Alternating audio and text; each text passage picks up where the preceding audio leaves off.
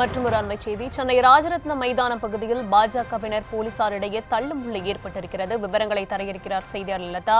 லதா, அந்த பகுதியில் தள்ளுமுள்ளு ஏற்பட்டு பரபரப்பான ஒரு சூழல் ஏற்பட்டிருக்கிறது. விவரங்கள் என்னவா இருக்கு, வழங்கலாம். வணக்கம்.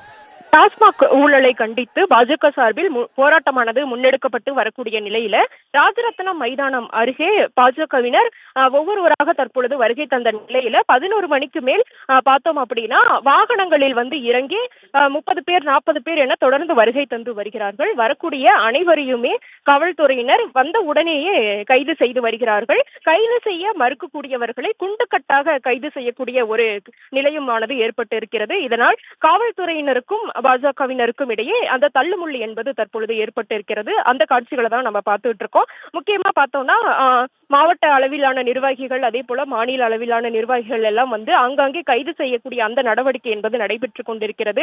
வினோத் செல்வமாக இருக்கட்டும், தமிழிசையாக இருக்கட்டும், இல்லங்களிலேயே கைது செய்யப்பட்டு இருக்கக்கூடிய நிலையில சட்டமன்ற என்பது நடைபெற்று வரக்கூடிய சூழல்ல தலைமைச் செயலகத்திலும் கூட அந்த கைது நடவடிக்கை என்பது இருக்கு.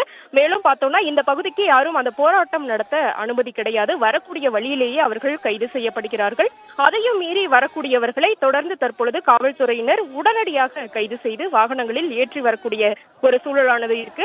இதற்கிடையே பார்த்தோம்னா ராஜரத்னம் மைதானத்தில் 100க்கும் மேற்பட்ட காவல்துறையினர் கைது செய்து இருக்கக்கூடிய, அதாவது காவல்துறையினர் பணியில் ஈடுபட்டு கொண்டிருக்கக்கூடிய சூழல்ல தற்பொழுது வரை 100க்கும் மேற்பட்ட பாஜகவினரை காவல்துறையினர் கைது செய்திருக்கிறார்கள். இதனால் லேசான தள்ளுமுள்ளு என்பது ஏற்பட்டிருக்கு.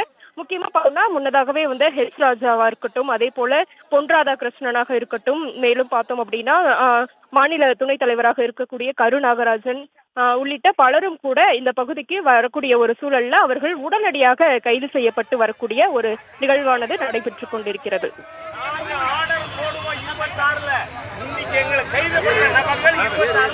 கைது பண்ண வேண்டியிருக்கும், அதை ஞாபகம் வச்சுக்கோங்க.